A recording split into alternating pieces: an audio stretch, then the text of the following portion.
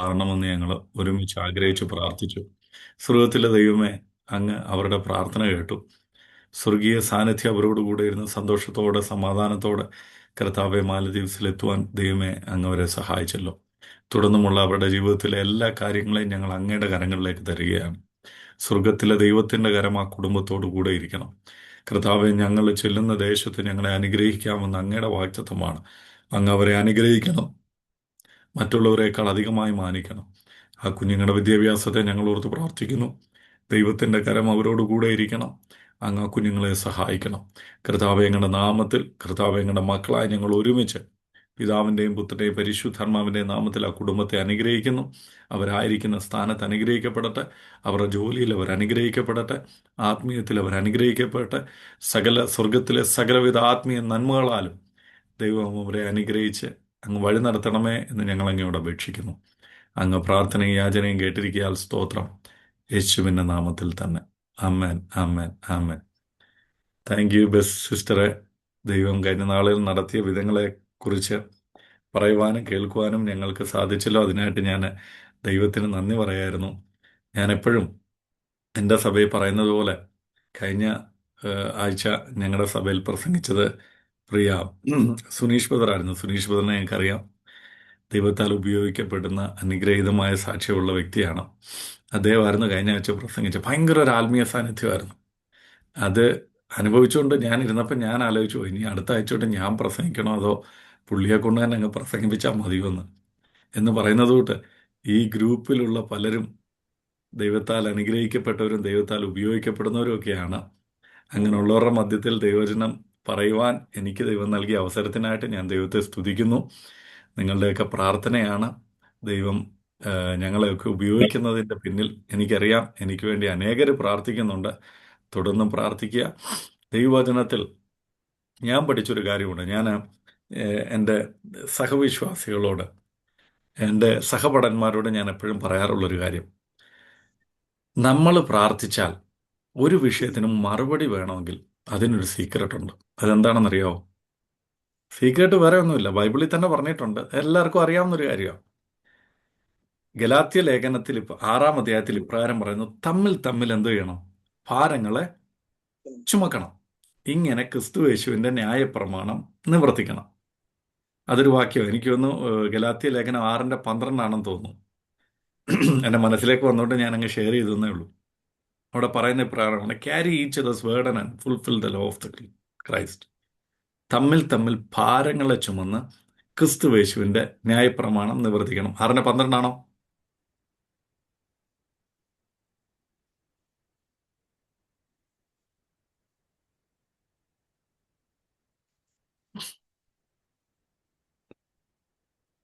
കിട്ടിയോ റെഫറൻസ്?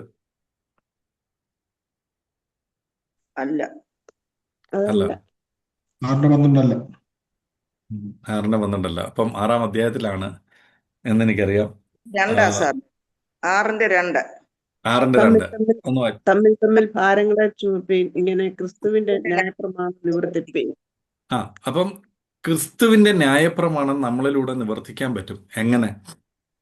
തമ്മിൽ തമ്മിൽ ഭാരങ്ങളെ തമ്മിൽ. ചുമ- അപ്പൊ ഈ ഭാരം എന്ന് പറയുന്നത് എങ്ങനെ? ഇപ്പം ടിമ്മി ബ്രദർ മാലിദ്വീപ്സിലാണ്, നിങ്ങളൊക്കെ ഡൽഹിയിലും കേരളത്തിലും അവിടെ ഇവിടെയാണ്, ഞാൻ സൗത്ത് ആഫ്രിക്കയിൽ. എങ്ങനെ ഇപ്പൊ ഈ തമ്മിൽ ഭാരം എടുക്കുക എന്ന് പറഞ്ഞാൽ? അവരുടെ വിഷയം കർത്താവിന്റെ സന്നിധിയിൽ ഏൽപ്പിച്ച് പ്രാർത്ഥിക്കുക. നമ്മുടെ വിഷയമായിട്ട് നമ്മളത് ഏറ്റെടുക്കണം. നമ്മുടെ വിഷയമായിട്ട് നമ്മളത് ഏറ്റെടുക്കണം. ഒരാള് എന്നോട് പ്രാർത്ഥിക്കാൻ പറഞ്ഞാൽ, ആഹാ അവനിട്ടൊരു പണി കിട്ടി അല്ലേ എന്നല്ല ആദ്യം മനസ്സിൽ പറയേണ്ടത്. എൻ്റെ ദൈവമേ, ഇത് ഈ അവസ്ഥയിൽ കൂടെ കടന്നു പോകാനുള്ള, അല്ലെങ്കിൽ ഈ അവസ്ഥയെ തരണം ചെയ്യുവാൻ ആ പ്രിയ സഹോദരിയെ, സഹോദരനെ, ആ കുഞ്ഞുങ്ങളെ സഹായിക്കണമെന്ന് എന്ത് ചെയ്യണം? നമ്മൾ ആത്മാർത്ഥമായിട്ട് ആ ഒരു ഇംഗ്ലീഷിൽ കൗൺസിലിംഗ് ഒക്കെ പറയുന്നൊരു കാര്യമാണ്, ഫിറ്റ് ഇൻ അതർ ഷൂ. വേറൊരാളുടെ ഷൂവിൽ ഇട്ട് നടക്കുമ്പോഴേ നമുക്കറിയത്തുള്ളൂ എങ്ങനെയാണ് അവർ പോകുന്നത്. അല്ലെങ്കിൽ അവരുടെ സാഹചര്യം നമ്മുടെ സാഹചര്യമായിട്ട് എടുത്തു കഴിഞ്ഞാൽ മാത്രമേ നമുക്കറിയാൻ പറ്റത്തുള്ളൂ അവർ ഏതൊക്കെ പ്രതിസന്ധി കൂടെ, പ്രതികൂലങ്ങളിൽ, ദുഃഖത്തിലൂടെ. അതൊരു പക്ഷേ അവർ പറയണമെന്നില്ല നമ്മളോട് പറയും, ഞാനൊരു സാമ്പത്തിക ബുദ്ധിമുട്ടിലായിരിക്കും, ഇല്ലെങ്കിൽ ഞാനൊരു രോഗത്തിലായിരിക്കും എന്ന് പറയുമ്പോൾ അത് നമുക്ക് നമ്മുടെ ഭാരമായിട്ട് എനിക്കാണ് ഈ ഒരു അവസ്ഥ വന്നിരുന്നെങ്കിൽ, എൻ്റെ കുഞ്ഞിനാണ് വന്നിരുന്നെങ്കിൽ, അല്ലെങ്കിൽ എൻ്റെ കുടുംബത്തിലാണ് വന്നിരുന്നെങ്കിൽ എന്ന് നമുക്ക് ഫീൽ ചെയ്യണം. നമുക്കറിയാം ഒരു ഭാരം എടുക്കുന്ന അത്ര ഈസി അല്ല. പക്ഷെ എടുക്കുമ്പോൾ എന്തോ ചെയ്യും? ആ ഭാരം നമുക്കറിയാൻ പറ്റും. നമ്മൾ പറയും ഇത് 5 കിലോ ഉണ്ട്, 10 കിലോ ഉണ്ട്, അയ്യോ ഇതെന്നെ കൊണ്ട് പൊക്കാൻ പറ്റത്തില്ല, ഇതും കൊണ്ട് നടക്കാൻ പറ്റത്തില്ല എന്ന് പറയുന്നത് പോലെ. അതിന് ഉദാഹരണമാണ് കർത്താവായ യേശുക്രിസ്തു. നിങ്ങൾ കർത്താവായ യേശുക്രിസ്തു ചെയ്ത അത്ഭുതങ്ങളെയൊക്കെ ഒന്ന് ഓടിച്ച് വായിച്ചു നോക്കിയാൽ ഒരത്ഭുതം എൻ്റെ മനസ്സിലേക്ക് പെട്ടെന്ന് വന്നത് ഞാൻ അങ്ങ് പറയുക. കർത്താവായ യേശുക്രിസ്തു ഇങ്ങനെ നടന്നു വരുമ്പോൾ ഒരു കൂട്ടം ആൾക്കാർ ഒരു ശവമഞ്ചവുമായിട്ട് വരുന്നു. നൈനിലെ വിധവ അവിടെ എഴുതിയിരിക്കുന്നു. യേശുവിന് അത് കണ്ടപ്പോൾ എന്തോ ചെയ്തു? മനസ്സിലും ഉണ്ടായി.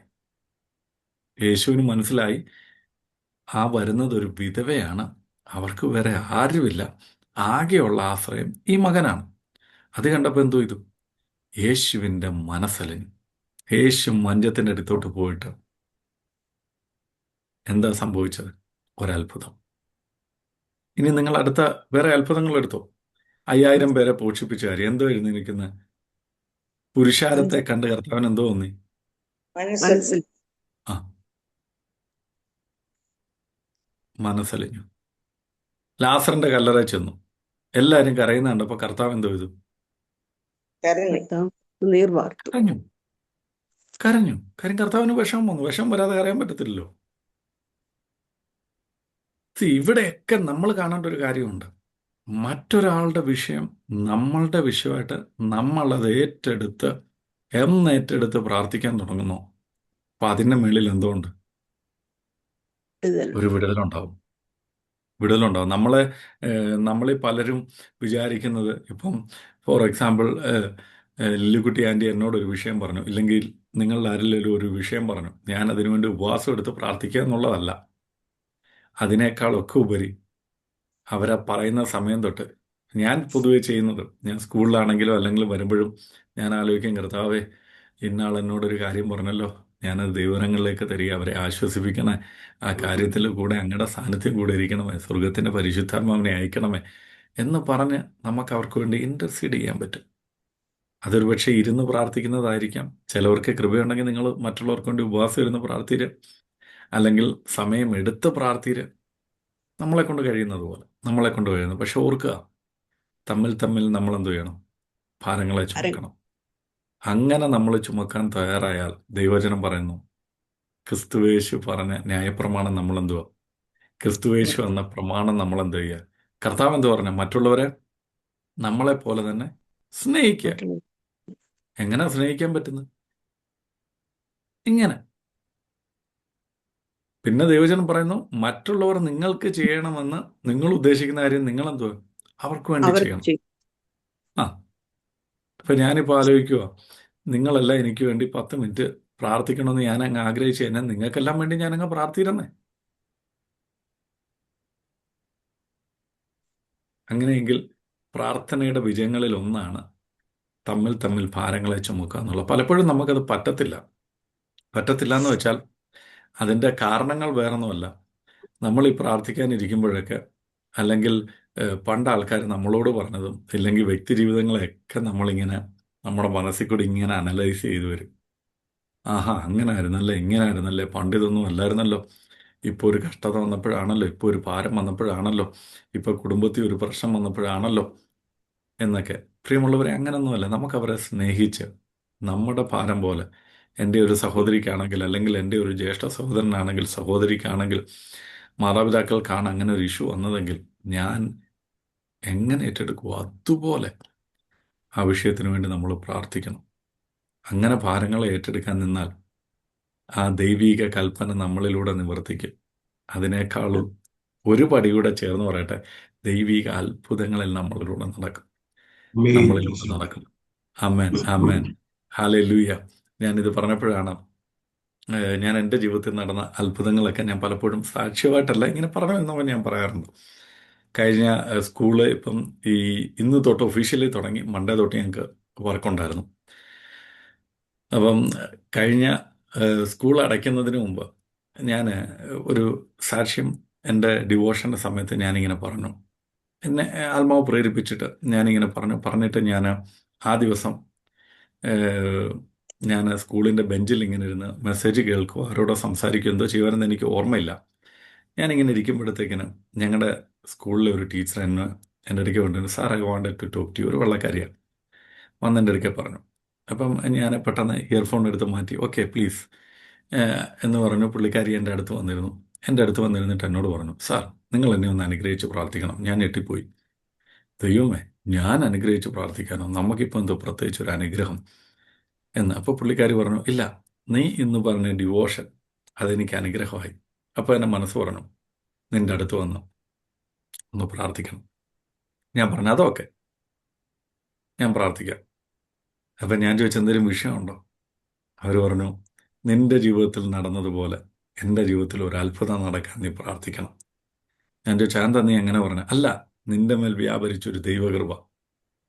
അപ്പം ഞാൻ പറഞ്ഞു, എൻ്റെ മേൽ വ്യാപരിച്ചൊരു ദൈവകൃപയുണ്ട്, അതിനെന്തെങ്കിലുമൊക്കെ ചെയ്യാൻ പറ്റും, നീ വിശ്വസിക്കുന്നെങ്കിൽ ഞാൻ നിനക്ക് വേണ്ടി പ്രാർത്ഥിക്കാം. അപ്പം ഞാനങ്ങനെ പ്രാർത്ഥിച്ചു. അപ്പം ഈ മൺഡേ ഞാൻ ചെന്ന് കഴിഞ്ഞ് എല്ലാ ടീച്ചർമാരെയും ഇവിടെയൊക്കെ എല്ലാവരും നമ്മൾ വിഷ് ചെയ്യും. അപ്പോൾ എല്ലാവരും ഇങ്ങനെ വിഷ് ചെയ്ത് വന്നു. ഞാൻ ഈ പുള്ളിക്കാരി ഇടയ്ക്ക് വന്നിട്ട് ചോദിച്ചു, എങ്ങനെയുണ്ട് കാര്യങ്ങളൊക്കെ? അപ്പോൾ പുള്ളിക്കാരി പറഞ്ഞു, അത്ഭുതം സംഭവിച്ചു. ഞാൻ പറഞ്ഞു, തീർച്ചയായിട്ടും അതെ സാർ, അത്ഭുതം സംഭവിച്ചു. കാര്യം അവർ ഞങ്ങളുള്ള സൗത്ത് ആഫ്രിക്കയിൽ നിന്ന് ന്യൂസിലാൻഡിലേക്ക് മൂവ് ചെയ്യാൻ വേണ്ടി കാര്യങ്ങളൊക്കെ ക്രമീകരിച്ചുകൊണ്ടിരിക്കുക. അപ്പോൾ അവരുടെ വിസയുടെ കാര്യങ്ങളൊക്കെ വന്നപ്പം അവർക്ക് നല്ലൊരു എമൗണ്ട് ആവശ്യമാണ്. അപ്പോൾ എനിക്ക് ദൈവം ചെയ്ത അത്ഭുതം കേട്ടുകൊണ്ട് അവർ പറഞ്ഞു, ഞാൻ വിശ്വസിക്കുന്നു നിനക്ക് വേണ്ടി പ്രവർത്തിച്ച ദൈവം എനിക്ക് വേണ്ടി ചെയ്യണം, അതിനുവേണ്ടി പ്രാർത്ഥിക്കണം. അപ്പം ഞാൻ ചോദിച്ചു, എങ്ങനെ? അപ്പോൾ അവർ പറഞ്ഞു, ന്യൂസിലാൻഡിലുള്ള ഞങ്ങളുടെ ഒരു ഫാമിലി അവർ പറഞ്ഞു, ബാക്കിയുള്ള കാര്യങ്ങൾ അവർ ക്രമീകരിച്ചേക്കാം. അങ്ങനെയെങ്കിൽ ഏതാനും ദിവസങ്ങൾക്ക് അല്ലെങ്കിൽ മാസങ്ങൾക്കുള്ളിൽ അവരുടെയും കാര്യങ്ങൾ അവരുടെ വിസയിലേക്കൊക്കെ അടുക്കുകയാണ്. അങ്ങനെയെങ്കിൽ എന്നെ കേൾക്കുന്നവരെ, ദൈവം നമുക്കൊരത്ഭുതം ചെയ്തിട്ടുണ്ടെങ്കിൽ അത് നമ്മൾ മറ്റുള്ളവരോട് പറയണം. എന്നിട്ട് നമ്മളെന്ത് ചെയ്യണം? മറ്റുള്ളവർ നമ്മളോട് പറയുമ്പോൾ അവരെ എൻകറേജ് ചെയ്തിട്ട് നമ്മൾ പ്രാർത്ഥിക്കണം. കർത്താവ് എനിക്ക് വേണ്ടി ചെയ്തു, അതെന്നിലൂടെ ഇത് കേട്ടവർക്ക് ഇത് അനുഗ്രഹമായി തീരണം. ഞാൻ പ്രാർത്ഥിക്കുമ്പോൾ അത് അവരുടെ ജീവിതത്തിൽ അനുഗ്രഹമായി തീരണം. നമ്മൾ പലപ്പോഴും കഷ്ടതയും ഭാരവും പ്രയാസം എന്നൊക്കെ പറഞ്ഞാൽ നമുക്ക് ഭയങ്കര വെറുപ്പാണ്. ഈ പറയുന്ന എനിക്ക് ഒരു സ്റ്റേജിൽ അങ്ങനെ ആയിരുന്നു. ഞങ്ങൾ ദൈവത്തോടൊക്കെ ഭയങ്കരമായിട്ട് കിടന്ന് ബഹളം ഉണ്ടാക്കുക. ഞാൻ ചോദിക്കും, കർത്താവേ നിനക്കറിയാലോ ഈ സാഹചര്യം, എന്നിട്ടാണോ? നമ്മുടെ നാട്ടിലെ പഴഞ്ചൊല്ല് പോലെ മോങ്ങാനിരിക്കുന്ന നായുടെ മേളിൽ തേങ്ങ വീണെന്ന് പറഞ്ഞതുപോലെ, കർത്താവെ ഈ അവസ്ഥയിലിരിക്കുന്ന എനിക്കിത് ഈ പണി നീ തരണമായിരുന്നു എന്നൊക്കെ ചോദിക്കും. പലപ്പോഴും ഞാനങ്ങനെ ചോദിച്ചിട്ടുണ്ട്. പക്ഷെ പിന്നീട് എനിക്ക് മനസ്സിലായൊരു കാര്യമുണ്ട്. എന്താണെന്നറിയോ? കർത്താവ് നമ്മളെ ഇതിൻ്റെ അകത്തൂടെയൊക്കെ ഇങ്ങനെ കടത്തിവിടുമ്പോൾ ആലോചിച്ചോണം, ഇതിൽ നിന്നൊക്കെ നമ്മളിങ്ങനെ ജയിച്ച് ഇങ്ങനെ കയറി വരുമ്പോൾ നമ്മുടെ മുമ്പിൽ അല്ലെങ്കിൽ നമ്മുടെ സമൂഹത്തിൽ അല്ലെങ്കിൽ നമ്മുടെ സഭയിൽ അല്ലെങ്കിൽ നമ്മുടെ കൂട്ടുകാരുടെ ഇടയ്ക്ക് ജോലി ചെയ്യുന്നവരുടെ ഇടയ്ക്ക് നമ്മളെപ്പോലെ കഷ്ടതയിൽ കൂടെ കടന്നു പോകുന്ന ആൾക്കാരുണ്ട്. കുടുംബ പ്രശ്നങ്ങളിൽ കൂടെ കടന്നു പോകുന്ന ആൾക്കാരുണ്ട്. രോഗത്തിൽ കൂടെ കടന്നു പോകുന്ന ആൾക്കാരുണ്ട്. കടഭാരത്തിൽ കൂടെ കടന്നു പോകുന്ന ആൾക്കാരുണ്ട്. അപ്പോൾ അവർക്ക് വേണ്ടി പ്രാർത്ഥിപ്പിക്കാൻ അല്ലെങ്കിൽ അവരുടെ അവസ്ഥകൾ മനസ്സിലാക്കാൻ ദൈവം നമ്മളെ ഇങ്ങനൊന്ന് അതിൻ്റെ അകത്തോട്ട് ഇറക്കി വിട്ടത്. എനിക്ക് തോന്നുന്നു 2-3 ക്ലാസ്സുകൾക്ക് മുമ്പ് യോസഫിൻ്റെ കാര്യം വന്നപ്പോൾ യോസഫ് പറഞ്ഞൊരു കാര്യമുണ്ട്. അല്ല, നിങ്ങളല്ല ഇതൊക്കെ ചെയ്തത്, ഇതൊക്കെ ചെയ്തത് ദൈവമാണ്. എന്തിനാണെന്നറിയാമോ? എൻ്റെ മേലിലുള്ളൊരു മുൻനിർണയം ദൈവത്തിനുള്ളത് എന്നിലൂടെ നിവർത്തിക്കാൻ. അങ്ങനെയെങ്കിൽ നമ്മൾ പലപ്പോഴും നമ്മളെ മറ്റുള്ളവർ സഹായിക്കാത്തതിനായിട്ട് ദൈവത്തിന് നന്ദി പറയണം. അവരൊക്കെ സഹായിച്ചിരുന്നെങ്കിൽ നമ്മൾ ഈ അവസ്ഥയിലാവുമോ? യോസഫിനോടൊന്ന് ചോദിക്കുക, യോസഫേ എന്താ നീ എങ്ങനെ പറയാൻ കാരണം?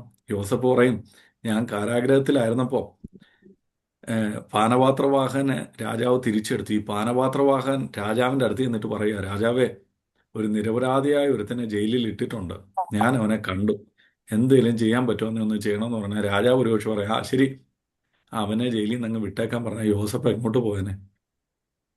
അപ്പനെ തപ്പിപ്പോയനെ. പക്ഷെ അതല്ല നിന്നെക്കുറിച്ചുള്ള നിർണയം. നീ കുറച്ചു നാളുകൂടി ജയിലിൽ കിടക്കേണ്ടി വന്നാലും ദേശത്തിന്റെ ഉന്നതന്മേൽ നിന്നെ വാഹനമേറ്റാമെന്ന് പറഞ്ഞൊരു ദൈവമുണ്ട്. നിന്നെ വിളിച്ച ഒരു മുൻ നിർണയമുണ്ട്. ഹല്ലേലൂയ. പിയ ബ്ലെസ്സി സിസ്റ്റർ ഈ സാക്ഷ്യം പറഞ്ഞു വന്നപ്പോൾ എൻ്റെ മനസ്സിലേക്ക് പെട്ടെന്ന് വന്നത് അപ്പോസ്തല പ്രവൃത്തി അവസാനത്തെ അധ്യായം നമുക്കറിയാം. പൗലോസ് റോമയിലേക്ക് പോകുന്നൊരു പോക്ക. അങ്ങനെ പോയിക്കൊണ്ടിരിക്കുന്ന സമയത്ത് എന്തോ സംഭവിച്ചു എന്നറിയോ? ഈശാനമൂലന് അവർ കപ്പൽ കയറി ഈശാന മൂലൻ എന്ന് പറയുന്ന ഒരു കാറ്റെന്തോ ഇത് അടിച്ചു. അടിച്ചു. അവർ പറയുന്നത് ഏകദേശം 10-14 ദിവസങ്ങളായി എന്നാ പറയുന്നത്.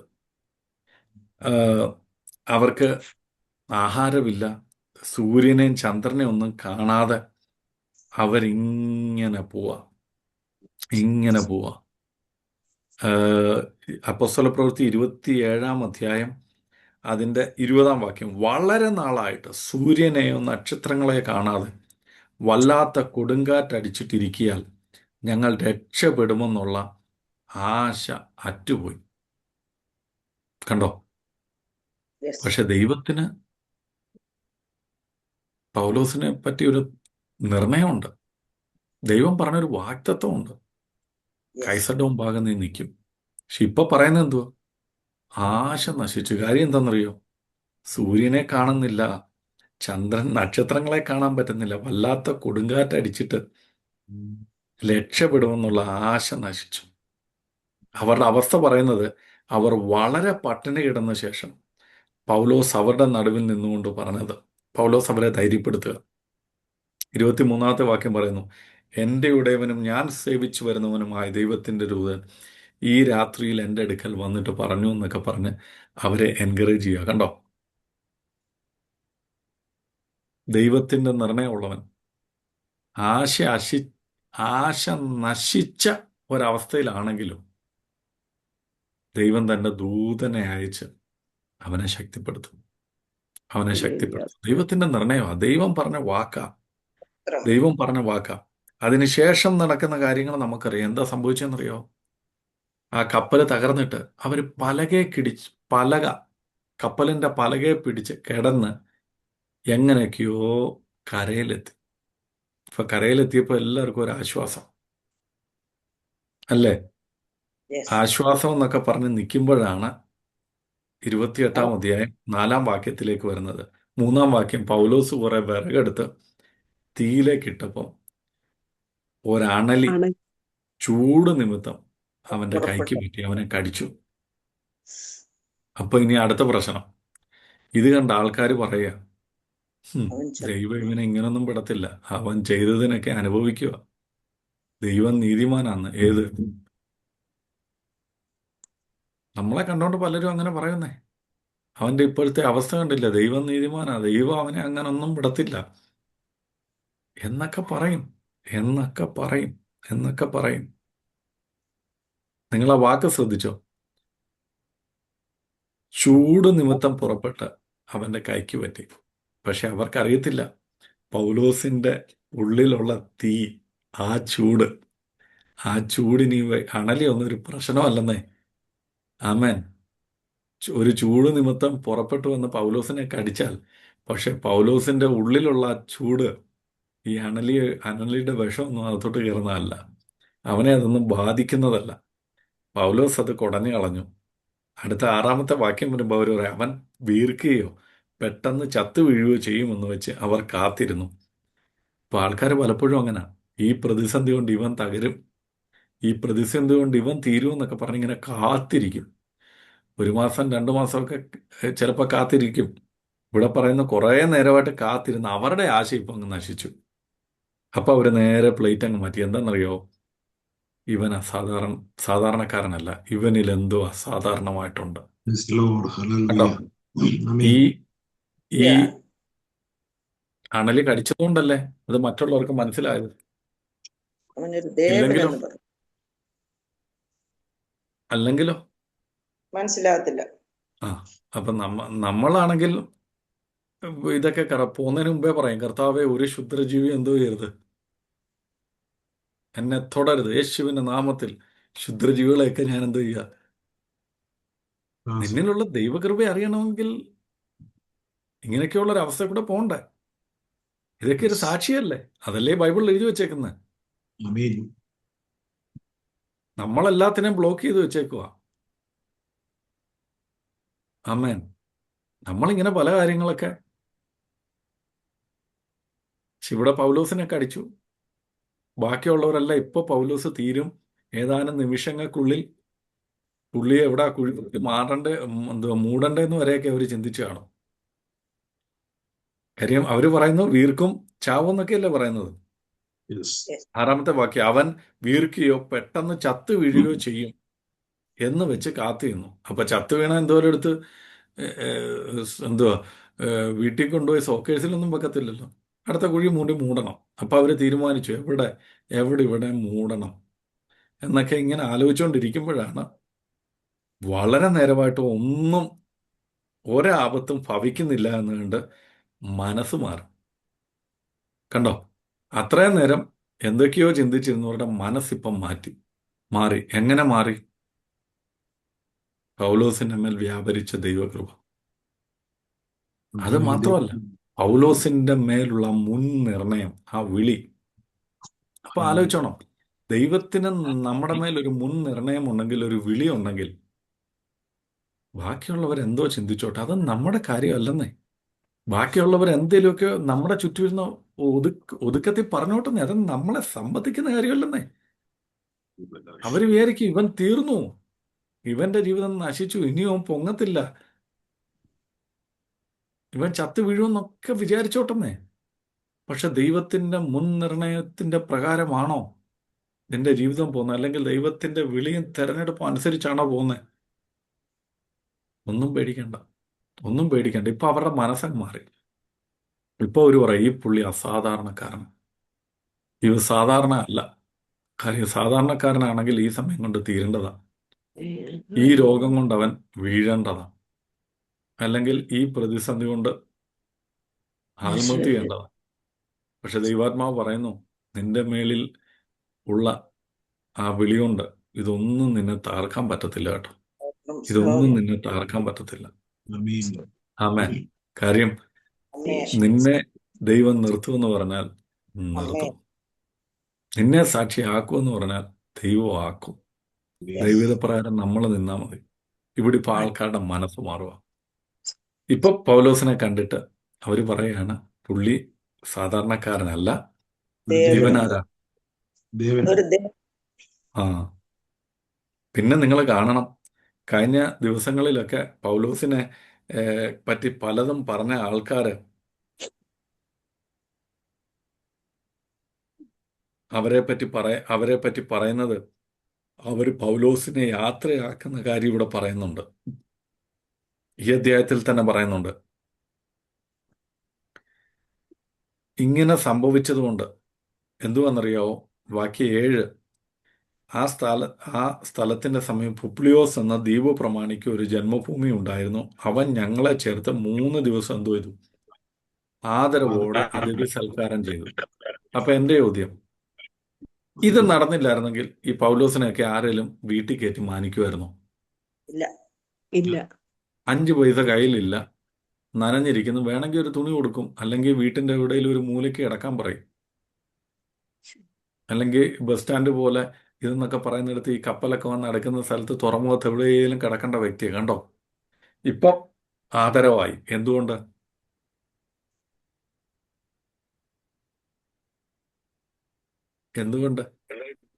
നമ്മളിലൂടെ വെളിപ്പെടുന്ന.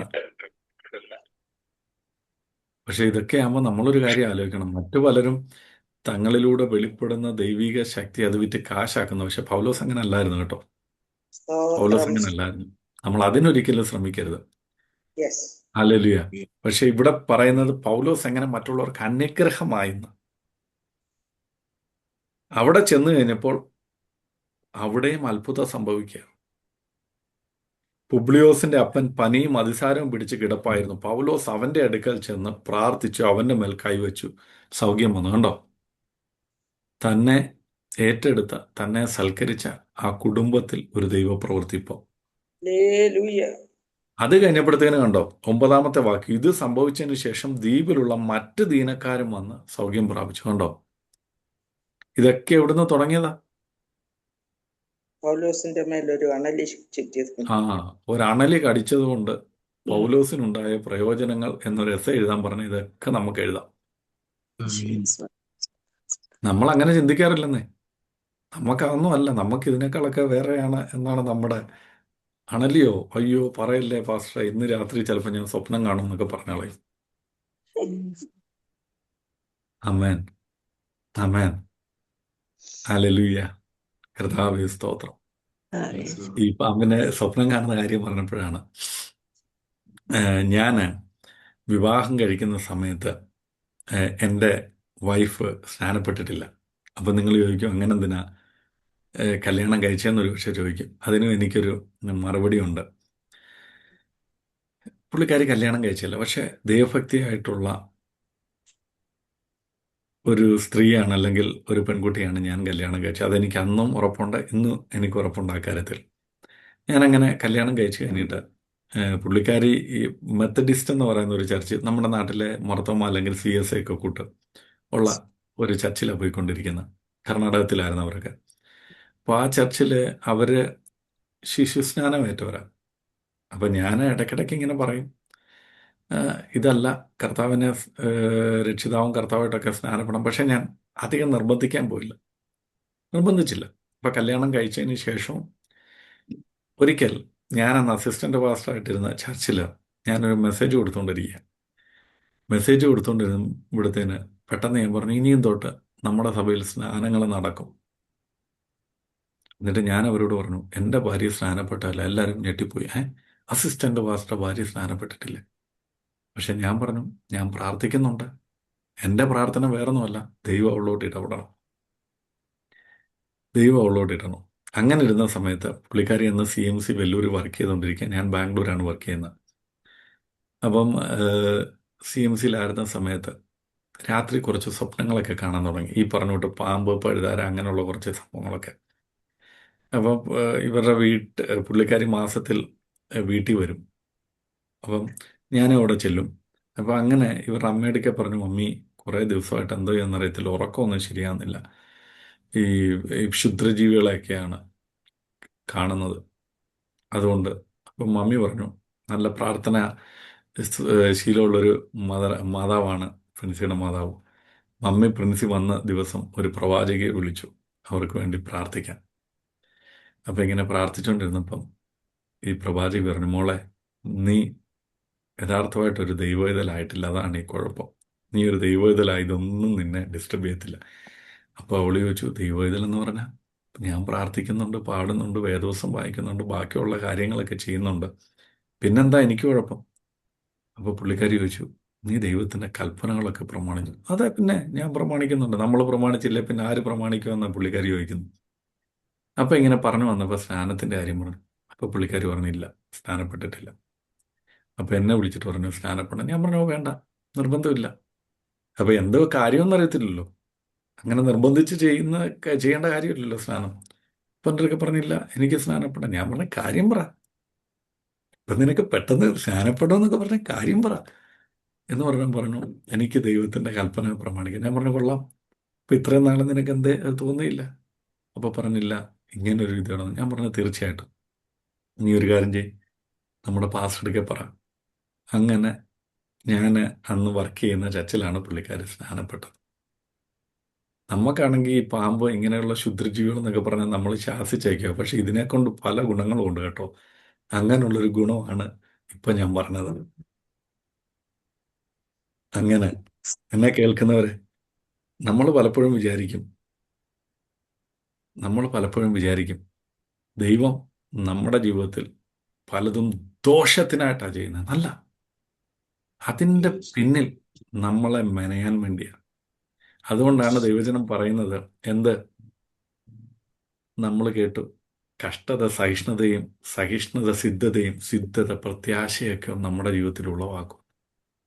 അങ്ങനെയെങ്കിൽ എന്നെ കേൾക്കുന്നവരെ, നമ്മുടെ ജീവിതത്തിൽ പലപ്പോഴും പ്രതിസന്ധികളും പ്രശ്നങ്ങളൊക്കെ വരുമ്പോൾ നമ്മൾ ദൈവത്തോട്, കർത്താവെ ഇത് മാറ്റണേ എന്ന് പറയുന്നതിനേക്കാൾ ഇങ്ങനെ മാറ്റണേ എന്ന് പ്രാർത്ഥിച്ച പുള്ളിയാണ് ഈ പൗലോസ്. കർത്താവ് പറഞ്ഞിടാ, മാറ്റുന്ന കാര്യമൊക്കെ നമുക്ക് പിന്നീട് ആലോചിക്കാം, പക്ഷെ നിനക്കെന്തോ ഇത്, എൻ്റെ കൃപ മതി. നമ്മൾ പ്രാർത്ഥിക്കാൻ തുടങ്ങണം, കർത്താവെ ഞാൻ ഇങ്ങനെ ആയിരിക്കുന്നത് ഇങ്ങനെയുള്ളൊരു സിറ്റുവേഷനിലായിരിക്കുന്നത് അങ്ങറിയാം. പക്ഷെ ഇതിനെ തരണം ചെയ്യാനുള്ളൊരു കൃപ എനിക്ക് നൽകണം. അത് ഞാൻ പറയാൻ കാര്യം എന്താണെന്ന് വെച്ചാൽ, നമ്മുടെ ജീവിതത്തിൽ നമ്മൾ ഉപവാസം ഇരുന്നത് മാറ്റാൻ വേണ്ടിയൊക്കെ പ്രാർത്ഥിക്കും. അങ്ങനെ പ്രാർത്ഥിക്കുന്നത് നല്ലതാണോ എന്ന് ചോദിച്ചാൽ, ഞാൻ പൊതുവെ അങ്ങനെ പ്രാർത്ഥിക്കാറില്ല. ഞാൻ പക്ഷെ എപ്പോഴും കർത്താവിനോട് പ്രാർത്ഥിക്കും, കർത്താവ് ഇത് തരണം ചെയ്യാനുള്ള കൃപ എനിക്ക് തരണം. പക്ഷെ അങ്ങനെ നമ്മൾ പ്രാർത്ഥിച്ചു കഴിഞ്ഞാൽ ഉള്ളൊരു ഗുണം എന്താണെന്നറിയോ? നമുക്ക് വേണ്ടി ഒരു ദൈവിക സാന്നിധ്യം ഇറങ്ങി വരുന്നത് നമുക്ക് തിരിച്ചറിയാൻ പറ്റും, രുചിച്ചറിയാൻ പറ്റും. അതുകൊണ്ടാണ് സങ്കീർത്തനക്കാരൻ പറഞ്ഞിരിക്കുന്നത്, ദൈവം നല്ലവനെന്ന് രുചിച്ചറിവീൻ, അവനെ ശരണം പ്രാപിക്കുന്ന മനുഷ്യൻ ഭാഗ്യം. ഭാഗ്യം. ഒരു സാമ്പത്തിക ബുദ്ധിമുട്ട് വന്നു, നമ്മൾ ദൈവത്തെ പ്രാർത്ഥിച്ചുകൊണ്ടിരിക്കുകയാണ്, കർത്താവെ അങ്ങാണ് എൻ്റെ ശരണം, അങ്ങ് എനിക്ക് വേണ്ടി വഴികളും വാതിലുകളും തുറക്കണമേ എന്ന് പറഞ്ഞ് പ്രാർത്ഥിച്ചുകൊണ്ടിരിക്കുമ്പോൾ ദൈവം നമുക്ക് വേണ്ടി ഒരു വഴി തുറന്നു, ഒരത്ഭുതം ചെയ്തു. അപ്പം നമ്മൾ അറിയാതെ ദൈവത്തെ സ്തുതിച്ചു. നമ്മൾ പറയും, കർത്താവെ അങ്ങ് തുറന്ന വഴികൾക്കായി, വാതിലുകൾക്കായി അങ്ങേക്ക് നന്ദി, അങ്ങേക്ക് നന്ദി. അതിനു പകരം നമ്മൾ പ്രാർത്ഥിക്കുന്ന ഒരു പ്രാർത്ഥന, കർത്താവെ 1,00,000 രൂപയുടെ ആവശ്യമുണ്ടേ, ഞാൻ തിമ്മി ബ്രദറിനോട് ചോദിക്കാൻ പോവാണേ, പുള്ളിക്ക് എനിക്ക് തരാൻ വേണ്ടിയുള്ള മനസ്സ് കൊടുക്കണേ. നമ്മൾ പ്ലാനല്ല എടുത്തു വെച്ചിട്ട് കർത്താവിൻ്റെ കരുത്തിലോട്ടം കൊടുത്തിട്ട് പറയും, കർത്താവെ ഇതൊന്ന് അപ്രൂവ് ചെയ്ത് വെച്ചേക്കണേ, ഇതൊന്ന് അപ്രൂവ് ചെയ്ത് തരണമേ.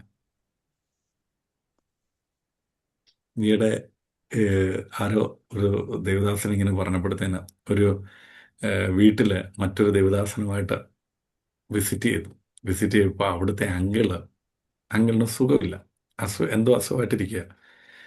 അപ്പം ലോക്കൽ പാസ്റ്റർ മറ്റേ പ്രസംഗിക്കാൻ വന്ന ഗസ്റ്റ് പാസ്റ്ററും കൊണ്ട് ഈ വീട്ടിൽ വന്നതാ ഒന്ന് പ്രാർത്ഥിക്കാൻ.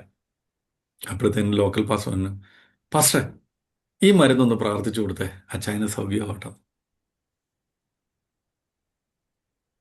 നിങ്ങൾക്ക് ഞാൻ പറഞ്ഞ മനസ്സിലായെന്ന് വിശ്വസിക്കുക.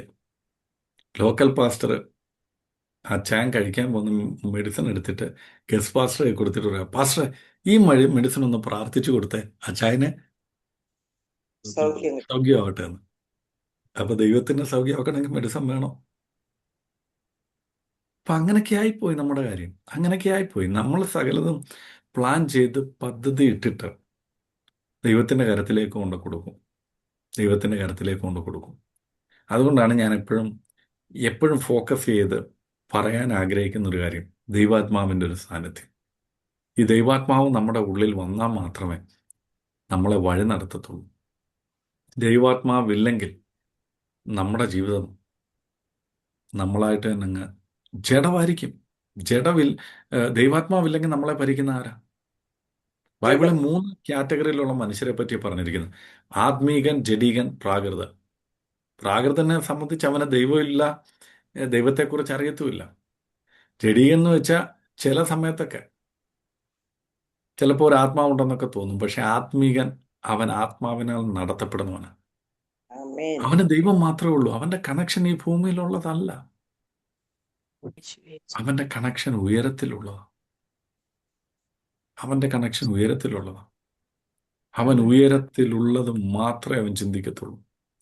അവനെ സംബന്ധിച്ച് ആമേൻ, ഹല്ലേലൂയ. ദൈവവചനത്തിലൊരു വാക്യമുണ്ട്, നിങ്ങൾ ക്രിസ്തു പിതാവിന്റെ അടുക്കൽ ഇരിക്കുന്നതായതുകൊണ്ട് നിങ്ങൾ ഉയരത്തിലുള്ളത് അന്വേഷിക്കണമെന്ന് പൗലോസ് പറയുന്നൊരു വാക്കുണ്ട്. അത് എവിടാണെന്ന് അറിയാമോ? കൊലോഷ്യൻസ് 3:1. കൊലോഷ്യൻസ് ഒന്നെടുത്തോ, വേഗം ഒന്നെടുത്തോ. ഇന്ന് നമുക്ക് ആ ഒരു കാര്യം കൂടെ പറഞ്ഞിട്ട് നമ്മൾ പെട്ടെന്ന് ഒന്ന് പ്രാർത്ഥിച്ച് അവസാനിപ്പിക്കാൻ പോവുകയാണ്. കൊലോസ്യ ലേഖനം 3-ാം അധ്യായം.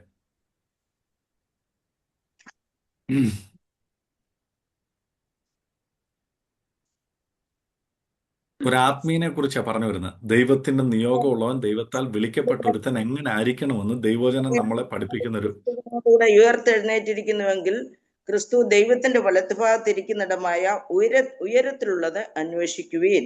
ഭൂമിയിലുള്ളതല്ല. മതി. നമ്മൾ അവിടെ നിർത്തി ഒന്ന് രണ്ട് കാര്യങ്ങളൊന്ന് ചിന്തിച്ച് നമ്മൾ അന്നേരത്തേനും നമ്മുടെ സമയമാവും. കഴിഞ്ഞ 2 ആഴ്ചയായിട്ട് നമ്മൾ ഉൽപ്പത്തി പുസ്തകം തൊട്ടിട്ടേ ഇല്ല, എനിക്കറിയാം. എങ്കിലും എൻ്റെ മനസ്സിലേക്ക് ദൈവാത്മാവ് ഹേമിച്ചതുകൊണ്ട് ഞാൻ അങ്ങ് പറഞ്ഞു വരികയാണ്. ഇവിടെ പറയുന്നത് ക്രിസ്തുവിനോടുകൂടെ ഉയർത്തെഴുന്നേറ്റിരിക്കുന്നു. എങ്ങനെയാണ് നമ്മൾ ക്രിസ്തുവിനോടുകൂടെ ഉയർത്തെഴുന്നേൽക്കുക? സ്നാനത്തോടുകൂടെ. അത് നിങ്ങൾക്കറിയാമല്ലോ. Yes. ക്രിസ്തുവിനോടുകൂടെ മരിച്ച് ഉയർത്തെഴുന്നേൽക്കുന്ന പ്രക്രിയയ്ക്ക് അല്ലെങ്കിൽ കൂദാശയ്ക്ക് നമ്മൾ പറയുന്ന പേരാണ് സ്നാനം. അപ്പം നിങ്ങളിൽ എല്ലാവരും സ്നാനപ്പെട്ടവരാണെന്ന് ഞാൻ വിശ്വസിക്കുകയാണ്. അങ്ങനെ സ്നാനപ്പെടാത്ത ആരെങ്കിലും ഉണ്ടെങ്കിൽ ദൈവത്തിൻ്റെ കൽപ്പനയായ സ്നാനം നിങ്ങൾ സ്നാനപ്പെടണം. എങ്കിലേ ക്രിസ്തുവിനോട് നിങ്ങൾ എന്ത് ചെയ്യത്തുള്ളൂ? ചേരത്തുള്ളൂ. ഇല്ലെങ്കിൽ നമ്മൾ എന്തോ ഇട്ടില്ല, ക്രിസ്തുവിനോടുകൂടെ മരിച്ചിട്ടില്ല, ക്രിസ്തുവിനോടുകൂടെ ഉയർത്തെഴുന്നേറ്റിട്ടില്ല. അപ്പം ഇനിയും നമ്മളെ ഒന്ന് ശോധന ചെയ്യാൻ വേണ്ടിയുള്ള കുറച്ച് സമയം നമ്മൾ എടുക്കുക. ഇപ്പം എല്ലാവരും സ്നാനപ്പെട്ടവരാണല്ലോ. യെസ്. സ്നാനപ്പെട്ടവർക്കായിട്ട് ഞാൻ ദൈവത്തിന് നന്ദി പറയുകയാണ്. അങ്ങനെയെങ്കിൽ കർത്താവെ, എനിക്ക് സ്നാനപ്പെടാൻ തന്ന അവസരത്തിനായിട്ടൊന്ന് ദൈവത്തിന് നന്ദി പറഞ്ഞാട്ടെ. കാര്യം ദൈവജനം പറയുന്നു, ക്രിസ്തുവിനോടുകൂടെ ഉയർത്തെഴുന്നേൽക്കുന്ന ഒരു പ്രക്രിയയാണ് സ്നാനം. അങ്ങനെ സ്നാനപ്പെട്ടവർക്കായി ഞാൻ ദൈവത്തെ സ്തുതിക്കുക. Hallelujah, hallelujah. തുഷാര സിസ്റ്ററെ കഴിഞ്ഞ് ഞാൻ കാണുന്നുണ്ട്. ദൈവം ധാരാളമായിട്ട് അനുഗ്രഹിക്കട്ടെ. ആമേൻ, ഹല്ലേലൂയ. ദൈവം അപ്പം സ്നാനപ്പെട്ടവരാണ് നമ്മളെല്ലാം. ഇപ്പം നമ്മൾ ക്രിസ്തുവിനോടുകൂടെ ഉയർത്തെഴുന്നേറ്റിരിക്കുക. അപ്പം നമ്മുടെ പൊസിഷൻ എന്തോ ഇതും മാറി ആണല്ലോ. യെസ്. ഇനിയും ഇവർ ചെയ്യേണ്ട കാര്യം എന്താണെന്നറിയോ? ഇവർ ചെയ്യേണ്ട കാര്യം എന്തോ? ഭൂമിയിലുള്ളതല്ല, ഉയരത്തിലുള്ളത് തന്നെ അന്വേഷിക്കുകയും. ആ, അപ്പം നമ്മുടെ ചോദ്യമോ? ഇന്ന് രാവിലെ എണ്ണീറ്റിട്ട് നമ്മൾ എന്തോ പ്രാർത്ഥിച്ചു? നമ്മൾ പ്രാർത്ഥിച്ച കർത്താവേ, ശത്രുവിൻ്റെ മുമ്പിൽ എന്നെ മാനിക്കണമേ, അല്ലേ? അത് ഇവിടുത്തെ കാര്യമാണോ സ്വർഗത്തിലെ കാര്യമാണോ? ഇവിടുത്തെ കാര്യം. ആ, പക്ഷേ അതല്ലാതെ വേറൊരാളൊരു കാര്യം പ്രാർത്ഥിച്ചു. എന്തോന്നറിയോ? ഞാൻ ഓരോ കാര്യം ദൈവത്തോട് അപേക്ഷിക്കുന്നത് എന്താണെന്നറിയാവോ? നിന്റെ മനോഹരത്തെ എനിക്കൊന്ന് കാണുവാനും ആ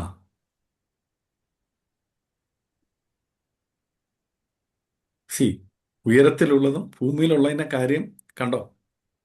നിങ്ങൾ ചിന്തിച്ചോണം. ഞാനിത് ഇത് മെസ്സേജ് കൊടുക്കാൻ ഞാൻ പ്രിപ്പയർ ഒന്നുമല്ല. എൻ്റെ മനസ്സിലേക്ക് ദൈവാത്മാവ് തന്നുകൊണ്ട് ഞാനങ്ങ് പറഞ്ഞു പോവാം. എൻ്റെ മനസ്സിൽ വരുന്ന ഉദാഹരണങ്ങൾ പറഞ്ഞ് ഞാനങ്ങ് പോവാം. അപ്പം നമ്മൾ ആലോചിക്കണം, ഞാനിപ്പോൾ ചിന്തിക്കുന്ന ഉയരത്തിലുള്ളതാണോ അതോ ഭൂമിയിലുള്ളതാണോ?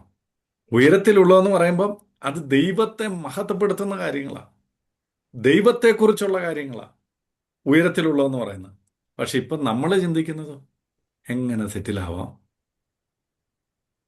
എങ്ങനെ മറ്റുള്ളവരുടെ മുമ്പിൽ.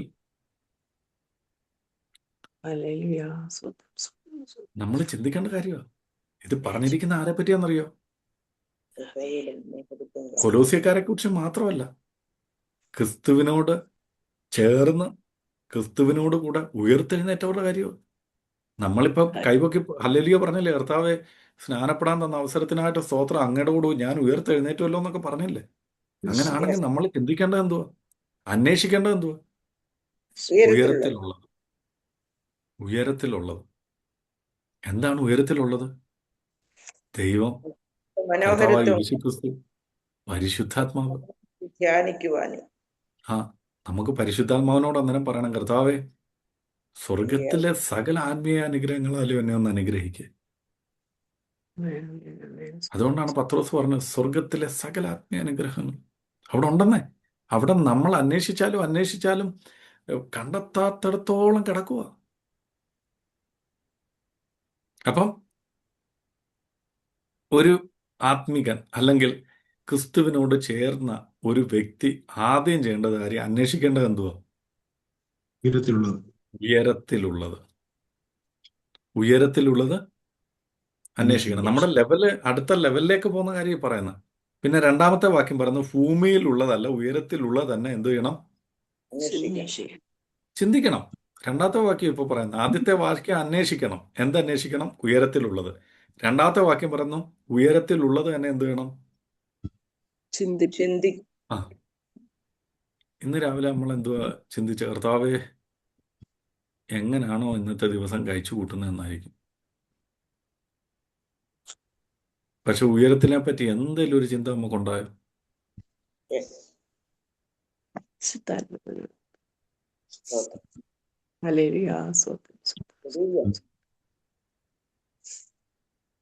ഇല്ലെങ്കിൽ നമ്മൾ നിസ്സാരമായിട്ട് കളയരുത്. ദൈവാത്മാവ് ഇന്ന് നമ്മളോട് പറയാം, നീ ചിന്തിക്കേണ്ടത് ഉയരത്തിലുള്ളതാണ്. ഉയരത്തിലുള്ളതാണ്. നമ്മൾ കഴുകന്മാരെ പറ്റി കേട്ടിട്ടുണ്ട്. അവർ മഴയൊക്കെ പെയ്യുമ്പം നേരെ പറന്ന് പറന്ന് മഴ മേഘങ്ങൾക്ക് മേളിൽ കയറി റിലാക്സ് ചെയ്യുന്നവരാണെന്ന്. നമ്മളെപ്പറ്റിയും ദൈവം അതാ ഉദ്ദേശിക്കുന്നത്. ഈ ലോകത്തിൽ കഷ്ടമുണ്ടെന്ന് ദൈവം പറഞ്ഞു. ഈ കഷ്ടമൊന്നും എന്നെ ബാധിക്കുന്ന കാര്യമല്ല. എന്നെ സംബന്ധിച്ച് ഉയരത്തിലുള്ളതാണ് ഞാൻ അന്വേഷിക്കുന്നത്. ഉയരത്തിലുള്ളതാണ് എൻ്റെ പ്രശ്നം. I am not bother what is ever happening in this earth. എന്നെ ഈ കഷ്ടത കൊണ്ട്, അതുകൊണ്ടാണ് പൗലോസൊക്കെ പറഞ്ഞത്, കഷ്ടത, ഉപദ്രവമോ, നഷ്ടതയോ, പട്ടിണിയോ, ആപത്തോ, വാളോ എന്ത് വന്നാലും എന്നെ ഈ ദൈവസ്നേഹത്തിൽ നിന്ന് മാറ്റാൻ പറ്റത്തില്ല. കാര്യം ഇതൊന്നുമല്ല ഞാൻ ചിന്തിക്കുന്നത്, ഇതൊന്നുമല്ല ഞാൻ ആഗ്രഹിക്കുന്നത്. ഞാൻ അന്വേഷിക്കുന്നത് ഉയരത്തിലുള്ളതാ, ചിന്തിക്കുന്നത്.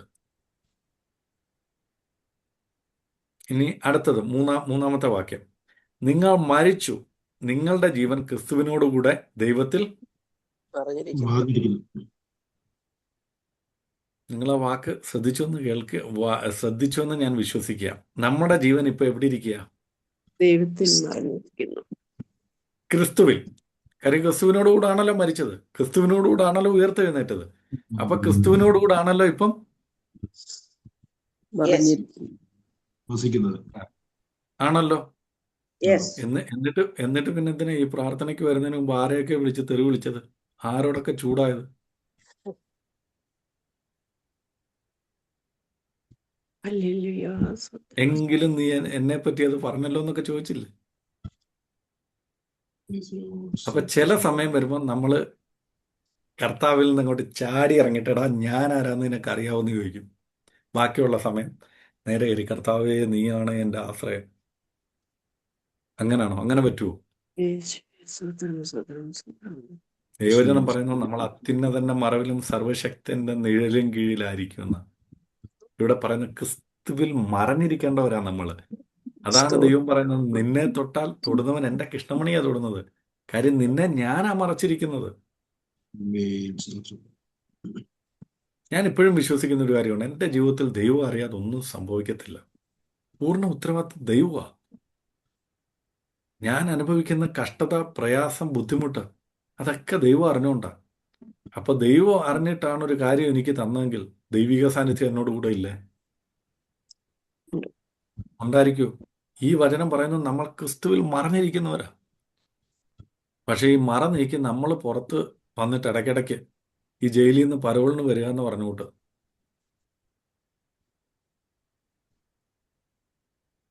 നമുക്കറിയാം. ചില റൗഡികളൊക്കെ ഈ പത്രത്തിൽ വന്നിട്ടുണ്ടല്ലോ, കാപ്പ ചുമത്തിയവരെ ജില്ലയ്ക്ക് പുറത്ത് വിട്ടേക്കും, പക്ഷെ ഇടയ്ക്കിടയ്ക്ക് ജില്ലയ്ക്കകത്ത് വന്നൊരു വെട്ടും കുത്തുമൊക്കെ ഉണ്ടാക്കിയിട്ട് അവർ പോകുന്നു പറഞ്ഞു വിട്ട്. ക്രിസ്തുവിൽ മറഞ്ഞിരിക്കുന്നവരാ നമ്മൾ. പക്ഷെ ഇടയ്ക്കിടയ്ക്ക് വന്ന് നമ്മുടെ തനി സ്വഭാവമൊക്കെ നമ്മൾ കാണിച്ചിട്ട് പോകും. അങ്ങനെയെങ്കിൽ നമ്മൾ ആലോചിക്കണം, നമ്മൾ മരിച്ചിട്ടുണ്ടോ? നമ്മൾ ക്രിസ്തുവിലാണോ എന്ന്. ക്രിസ്തുവിലുള്ളവർക്ക് അത് ചെയ്യാൻ പറ്റത്തില്ല. ദൈവം പറയുന്നു, ക്രിസ്തുവിലുള്ളവർ പുതിയ സൃഷ്ടിയാ, പുതിയ സൃഷ്ടിയാ. ഇനി നമ്മുടെ പ്രത്യേകത പറയുന്ന 4-ാമത്തെ വാക്യം, നമ്മുടെ ജീവനായ ക്രിസ്തു വെളിപ്പെടുമ്പോൾ നിങ്ങളും അവനോടുകൂടെ തേജസ്സിൽ വെളിപ്പെടുമെന്ന്. ഇപ്പൊ നമ്മളെയൊന്നും വെളിപ്പെടുത്തരുന്നേ, നമ്മളൊക്കെ വെളിപ്പെട്ടു വരുന്നൊരു സമയമുണ്ട്, തേജസ് ക്രിസ്തുവിനോടുകൂടെ. എന്നിട്ട് പറയാണ്, ആകയാൽ 5-ാമത്തെ വാക്യം, കൊലോസ്യ ലേഖനം 3:5 വായിക്കുന്നു. ആകയാൽ ദുർനടപ്പ്, അശുദ്ധി, അതിരാഗം, ദുർമോഹം, വിഗ്രഹാരാധനയായ അത്യാഗ്രഹം ഇങ്ങനെ ഭൂമിയിലുള്ള നിങ്ങളുടെ അവയവങ്ങളെ മരിപ്പിപ്പിൻ. അപ്പൊ ഇവിടെ ആദ്യത്തെ കുറെ കാറ്റഗറി നമുക്കില്ലാന്ന് നമുക്കങ്ങ് വിശ്വസിക്കാം. ദുർനടപ്പില്ല, അശുദ്ധി ഇല്ല, അതിരാഗമില്ല, ദുർമോഹമില്ല. എന്നിട്ട് പറയാണ് വിഗ്രഹാരാധനയായ അത്യാഗ്രഹം. അപ്പൊ ഈ അത്യാഗ്രഹം ഏത് കാറ്റഗറി പെടുന്ന? ആ, ചുമ്മാ ഇരിക്കുമ്പോൾ നമ്മളിങ്ങനെ ആലോചിക്കും, ഒരു 10 ലക്ഷം രൂപ കിട്ടിയിരുന്നെങ്കിൽ ദൈവം തരത്തുമില്ല, കിട്ടത്തുമില്ല, എങ്കിലും ചുമ്മാ ഇരുന്നങ്ങ് ആഗ്രഹിക്കുക. പണ്ടൊരു പുള്ളി പറഞ്ഞു വിട്ട്, ദൈവദാസനെ കിട്ടിയിരുന്നെങ്കിൽ ദൈവമക്കളെ ഒന്നങ്ങ് സഹായിക്കാമായിരുന്നു. ഉള്ളതുകൊണ്ട് ആദ്യം നിങ്ങൾ സഹായിക്കേ, എന്നിട്ട് വേണ്ട ദൈവം ബാക്കി തരാൻ. അല്പത്തിൽ വിശ്വസ്തനാകും, എങ്കിലല്ലേ ദൈവത്തിൽ അധികത്തിൽ നമ്മളെ വിശ്വസ്തരായിട്ട് കണക്കിടത്തുള്ളൂ. ഇപ്പൊ ഈ അത്യാഗ്രഹം എന്ന് പറയുന്നത് ചെറിയ കാര്യമല്ല. ദൈവവചനം പറയുന്നത് നമ്മൾ സംതൃപ്തരായിരിക്കണം. ദൈവം തന്ന എല്ലാത്തിനും നമ്മൾ സംതൃപ്തരായിരിക്കണം. ദൈവത്തിന് നന്ദി പറയണം. കർത്താവേ, ഒരുപാട് പേര് ആഹാരമില്ലാതെ പട്ടിണി കിടക്കുമ്പോൾ എനിക്കെന്തോ ചെയ്യും? കഞ്ഞിവെള്ളമെങ്കിലും നീ തന്നല്ലോ. അതിന് നമ്മൾ ദൈവത്തിന് നന്ദി പറയണം. കർത്താവെ, ഒരുപാട് പേര് ജോലിയില്ലാതെ വിദ്യാഭ്യാസം നമ്മളെക്കാളുണ്ടെന്നേ. നല്ല വിദ്യാഭ്യാസം ഉള്ളവര്, നല്ല ഹൈലി ടാലന്റഡ് ആയിട്ടുള്ള ആൾക്കാർക്ക് ജോലി ഒന്നും ഇല്ലാതെ ഇങ്ങനെ ഇരിക്കുമ്പോൾ നമുക്ക് ജോലി എന്നല്ലേ, അതിനെ ഓർത്ത് നമുക്ക് ദൈവത്തിന് നന്ദി പറയണമെന്ന്. ആമേൻ. എന്തോരം പണവും പ്രതാപവും കുടുംബ മഹിമയൊക്കെ ഉള്ളവർക്ക് നല്ലൊരു കുടുംബജീവിതമില്ല. അങ്ങനെയുള്ളപ്പോൾ ദൈവം നമുക്ക് ദൈവികപ്രകാരമുള്ള ഭാര്യമാരെ, ഭർത്താക്കന്മാരെ, കുഞ്ഞുങ്ങളെ തന്നില്ലേ, അതിനെ ഓർത്ത് നമുക്ക് നന്ദി പറയണമെന്ന്. സ്തോത്രം. എല്ലാ കാര്യത്തിലും ഉണ്ട്. ഇത് നമ്മൾ വിചാരിക്കും പണത്തിന്റെ കാര്യത്തിൽ മാത്രമാണെന്ന് അത്യാഗ്രഹം. ഇവിടെ പറയുന്നു അതിയായുള്ള ഏത് ആഗ്രഹത്തെ നമ്മൾ എന്ത് ചെയ്യുന്നു? അത്യാഗ്രഹം എന്ന് പറയുന്നത് വിഗ്രഹാരാധനയായ അത്യാഗ്രഹം. അത് നേരെ അടുത്ത ലെവലിലേക്ക് പോവാം. ഈ വക ദൈവത്തിന്റെ കോപം അനുസരണം കെട്ടവരുടെ മേൽ വരുന്നു. എന്നിട്ട് നമ്മളെപ്പറ്റി പറയാണ് 8-ാമത്തെ ഇപ്പോഴോ നിങ്ങളും കോപം, ക്രോധം, ഈർഷ, വായിൽ നിന്ന് വരുന്ന ദൂഷണം, ദുർഭാഷണം ഇവ വിട്ടുകളയുവൻ. അടുത്ത് പറയുന്ന അന്യോന്യം ഫോഷ്ക്ക് പറയരുത്.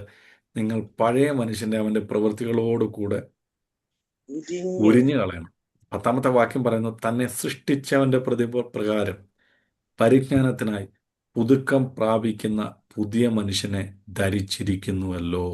കണ്ടോ, ഇപ്പൊ നമ്മൾ ധരിച്ചിരിക്കുന്നത് എന്തുവാ? കർത്താവിന്റെ പ്രതിമ. കണ്ടോ, കർത്താവിൽ അങ്ങനെ മറഞ്ഞിരിക്കുന്നതെന്ന് ഇപ്പം മനസ്സിലായോ? നമ്മളെ കാണേണ്ടവർ ആരെയാ കാണണ്ടേ? കർത്താവിനെ. കാര്യം നമ്മളതിൻ്റെ അകത്താ. ഈ പ്രതിമയ്ക്കകത്താ നമ്മൾ കർത്താവിൻ്റെ അകത്താ മറഞ്ഞിരിക്കേണ്ടവർ. പക്ഷെ സമയാസമയങ്ങളിൽ നമ്മൾ ഇതൊക്കെ അങ്ങ് മറന്നുപോകും. നമ്മൾ മറ്റുള്ളവരോടാ ഞാൻ ആരാണെന്നും നിനക്ക് ഞാൻ കാണിച്ചു തരാടാ, എന്നെ നിനക്ക് അറിയത്തില്ലടാ എന്നൊക്കെയാ പറയുന്നത്. ആമേൻ.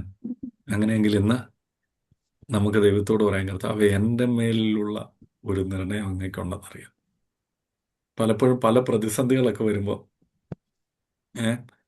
നമ്മൾ ഇത് ദൈവത്തോട് ചോദിക്കും, കർത്താവേ, എന്തിനാ എനിക്ക് കഷ്ടം തന്നെ, എന്തിനാ എനിക്ക് ഭാരം തന്നെ, എന്തിനാ എനിക്ക് പ്രയാസം തന്നെ എന്ന് ചോദിക്കുന്നതിനേക്കാൾ, അങ്ങനെ ചോദിക്കുന്നത് തെറ്റാണെന്ന് ചോദിച്ചാൽ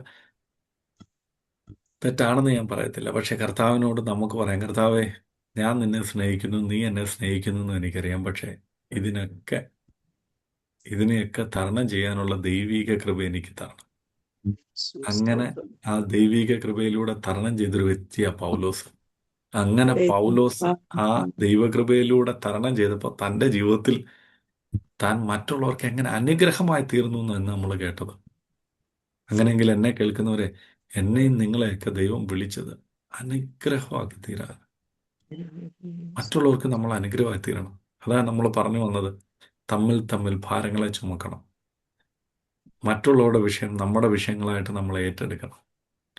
ആത്മഭാരത്തോടെ, മനസ്സലിവോടെ അവർക്ക് പ്രാർത്ഥിക്കാൻ തുടങ്ങുമ്പോൾ, ഹല്ലേലൂയ, ആമേൻ, ആമേൻ, ഹല്ലേലൂയ, പ്രാർത്ഥിക്കാൻ തുടങ്ങുമ്പോൾ ദൈവിക സാന്നിധ്യം നമ്മുടെ നടുവിലേക്ക് ഇറങ്ങി വരും.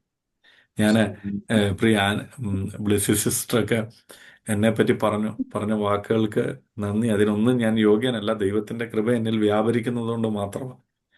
ഞാൻ ഈ ഗ്രൂപ്പിലേക്ക് ലില്ലിക്കുട്ടി ആൻറ്റി എന്നെ ഒരുപാട് പ്രാവശ്യം, എനിക്ക് തോന്നുന്നു പല പ്രാവശ്യം എന്നെ ഇതല്ല എൻ്റെ സാക്ഷ്യത്തിൻ്റെ കാര്യമൊക്കെ പറഞ്ഞു. ഏറ്റവും ലാസ്റ്റ് ആൻറ്റി എൻ്റെ അടുക്കെ പറഞ്ഞു, പാസ്റ്ററെ, നിങ്ങൾ വാട്സപ്പിലെങ്കിലും ഞാൻ എന്നിട്ടും അതിന് ശേഷം എൻ്റെ അടുക്കെ ചോദിച്ചു, പാസ്റ്ററെ, നിങ്ങൾ 2-3 പേരേ ഉള്ളൂ, ഒരു ദിവസം ഒന്ന് വരാം. ഞാൻ പറഞ്ഞു, ആൻറ്റി തീർച്ചയായിട്ടും വരാം. അത് കഴിഞ്ഞ് എനിക്ക് നിങ്ങളോടൊക്കെ സ്നേഹം തോന്നാനുള്ളൊരു കാര്യം നിങ്ങളൊക്കെ പ്രാർത്ഥിക്കുന്നവരാണെന്ന് എനിക്ക് മനസ്സിലായപ്പോൾ അതിനേക്കാളും വലുത് വേറൊന്നുമില്ലെന്ന് മനസ്സിലാക്കിയ ഒരാളാണ്. കാര്യം പ്രാർത്ഥന എന്ന് പറയുന്നത്, നിങ്ങൾ ഇനി എന്നെ ഒരു നിമിഷം ശ്രദ്ധിച്ചേക്കണം, പ്രാർത്ഥന എന്ന് പറയുന്നത് ഒരു യുദ്ധമാണ്, ഒരു യുദ്ധക്കളമാണ്. അപ്പം നമ്മളെല്ലാവരും ഇപ്പം എവിടെ നിൽക്കുമോ? യുദ്ധക്കളത്തിൽ നേർക്ക് നേരെ നിൽക്കുക ആണല്ലോ, നേർക്ക് നേരെ നിൽക്കുക. ഇപ്പൊ ഇതിൻ്റെ അകത്ത് ഇന്ന് 12 ഡിവൈസ് ഉണ്ട്. ഒന്ന് ആലോചിച്ച് നോക്കുക, നമ്മൾ 12 പേരും ഇങ്ങനെ നിരന്ന് നിൽക്കുക. നമ്മുടെ ഓപ്പോസിറ്റ് ആരുണ്ട്? ശത്രുവുണ്ട്. അപ്പം നമ്മൾ സകല സർവായുധവർഗമൊക്കെ ധരിച്ചിട്ടുണ്ട്. ഏതാ? ഹെൽമെറ്റ് ഉണ്ട്, പരിചയമുണ്ട്, വാളുണ്ട്, ബെൽറ്റ് ഉണ്ട്, ഷൂസ് ഉണ്ട്, എല്ലാം ഇട്ടുകൊണ്ട് നമ്മളെല്ലാം ഇങ്ങനെ പോരാടിക്കൊണ്ട് ഇങ്ങനെ നിൽക്കുക. ഈ പോരാട്ടത്തിലാണ് നമ്മൾ. പ്രാർത്ഥന എന്ന് പറയുന്നത് ഒരു പോരാട്ടം. അപ്പോൾ ഒന്ന് ആലോചിച്ച് ചോദിക്കേ, നിങ്ങളുടെ കൂടെ നിൽക്കുന്ന ഞാൻ ചുമ്മാതങ്ങ് നിൽക്കുക, ചുമ്മാതങ്ങ് നിൽക്കുക. ബാക്കിയുള്ളവരൊക്കെ നിങ്ങൾ നമ്മുടെ ഭാഷയെ പറഞ്ഞ പൂഴിക്കടനൊക്കെ നിങ്ങൾ പരീക്ഷിച്ചുകൊണ്ടിരിക്കുക. അവിടെ നിന്ന് വാളെടുത്ത് വെട്ടുന്നു, നേരെ വരുന്ന ഇവിടെ നിന്ന് അമ്പ് ചെയ്യുന്നു ഒക്കെ ചെയ്തുകൊണ്ടിരിക്കുക. നമ്മൾ വെറും കൂളായിട്ട് ഇങ്ങനെ നിൽക്കുകയാണെന്നുള്ള അവസ്ഥ എന്തുമായിരിക്കും? നമുക്കിട്ട് കൊള്ളും. കൊള്ളുക കൂളായി. മാത്രമല്ല, ഈ ഇത്രയും പേരെ തോൽപ്പിക്കാൻ ഞാൻ ആരാവും? ഒരു കാരണമാവും, ഒരു കാരണമാവും. അവിടെയാണ് പ്രാർത്ഥനയുടെ ബലം വരുന്നത്, പ്രാർത്ഥനയുടെ ശക്തി വരുന്നത്. സ്തോത്രം. അവിടെയാണ് നമ്മൾ പറഞ്ഞു തുടങ്ങിയ വാക്യം, തമ്മിൽ തമ്മിൽ ഭാരങ്ങളെ ചുമക്കണമെന്നും തോളോട് തോൾ ചേർക്കണമെന്നും കരത്തോട് കരം പിടിക്കണമെന്നും ഒക്കെ നമ്മൾ പറയുന്നത്. ആമേൻ. സ്തോത്രം. ഇത് വലിയൊരു പ്രിവിലേജാണ്. നമ്മുടെ നാട്ടിൽ ഒരുപാട് പേർക്കൊന്നും ഇങ്ങനൊന്നും പ്രാർത്ഥിക്കാനൊന്നുമുള്ള അവസരം കിട്ടിയിട്ടില്ല. അല്ലെ തന്നെ വന്നു കഴിഞ്ഞാലും കുറച്ച് ദിവസം കഴിയുമ്പോഴത്തേന് എന്തെങ്കിലും കാര്യത്തിലൊക്കെ എന്തു ചെയ്യും? പ്രശ്നമായി, അതായി, ഇതായി, അങ്ങനെ. എന്നെ കേൾക്കുന്നവരെ, അങ്ങനെ ആവരുത്. നമുക്ക് ഉയരത്തിലുള്ളത് അന്വേഷിക്കാം. നമ്മുടെ പ്രാർത്ഥന ഇത്രയേ ഉള്ളൂ, എന്നിലൂടെ ദൈവനാമം മഹത്വപ്പെടണം, ആമേൻ. സ്തോത്രം. എന്നിലൂടെ ദൈവത്തിന്റെ മഹത്വം വെളിപ്പെടണം. ഞാൻ ഒരേ ഒരു കാര്യം ഞാൻ അപേക്ഷിക്കുന്നുള്ളൂ, അത് ദൈവത്തിന്റെ മനോഹരത്വം കാണണം.